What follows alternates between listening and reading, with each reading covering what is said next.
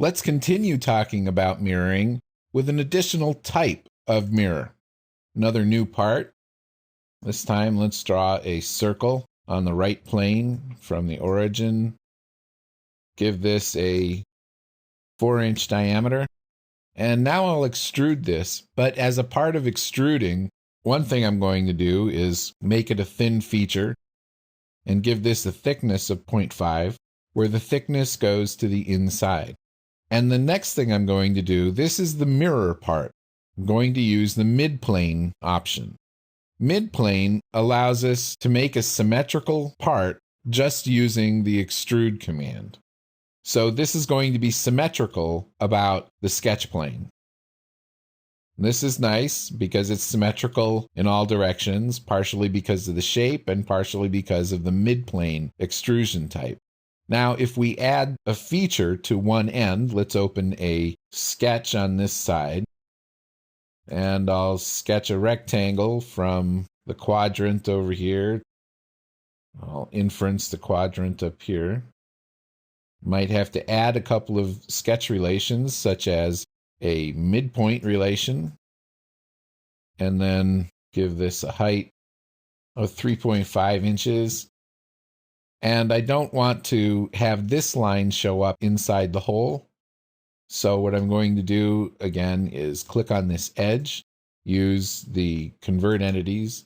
Remember, convert entities is easier to use when you pre-select an edge. If we look at this in 3D, we can see what's going on here.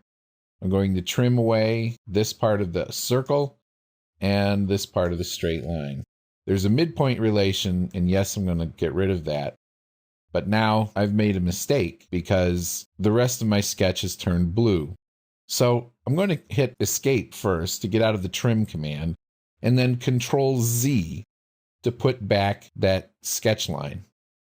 I realized that I don't really need to get rid of it. What I need to do is to make it into a construction line.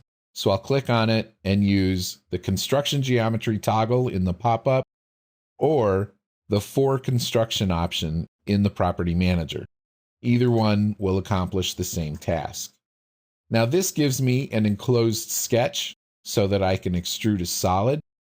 And it's going away from the part here. I don't want that because if you look at what that does for me, it'll give me just a very thin, in fact, a zero thickness edge between these two features. So I want this to go the other direction and say, okay. Now this part is no longer symmetrical. I've created a new feature. Let's add a mirror feature and mirror about the right plane. In features to mirror, I'll just select on the boss extrude feature and click OK. Now if I go through and make some additional features such as small fillets or anything else, there will be one of two things that I'll have to do. Either I can select all of the additional edges to make this symmetrical, or I can just reorder the mirror feature. So what I can do now in the mirror feature is edit it and select the fillet as well to be mirrored.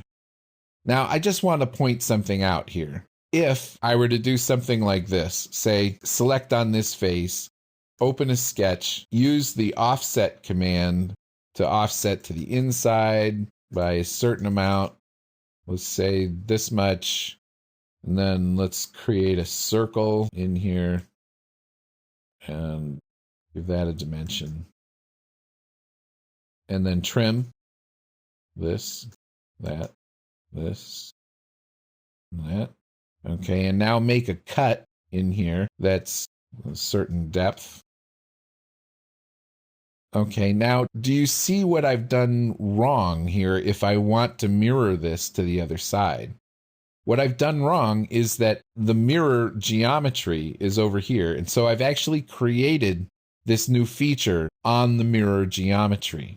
In order to get this onto the other side, I would have to create a separate mirror feature, which is bad modeling practice because if you keep making mirror features unnecessarily, then you're just confusing your model. So let's take a look at how I might fix this. First, I want to show you that it really is a problem. If I take the mirror feature and I try to drag it down after the cut, it says the cut extrude could not be created by this sketch.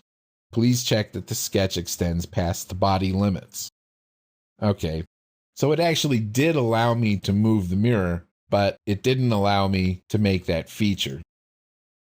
So one thing I could do is edit the feature, and you notice as soon as I get into the sketch, there's a whole lot missing from the sketch.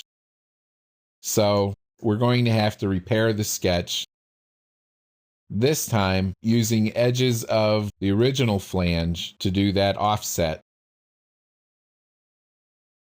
And then we can do the trim. Use the power trim in this case. Just hold down the cursor and zoom through here. What's undefined about this? Well, the center isn't located, so we'll just drag that onto the origin. So let's roll this back and try to fix the cut. The first thing we need to do is move the sketch. So I'm going to right-click on the sketch and edit sketch plane. And instead of using the end of the cylinder, I'm going to use this end. And now the sketch is good, but the cut fails. And this is because the cut is going the wrong direction. If we edit the feature, notice it's coming out this way. So we can turn it around and make it go the other way. And now mirroring still doesn't mirror the cut. So what we have to do is edit the mirror and add the cut to the list of features to be mirrored.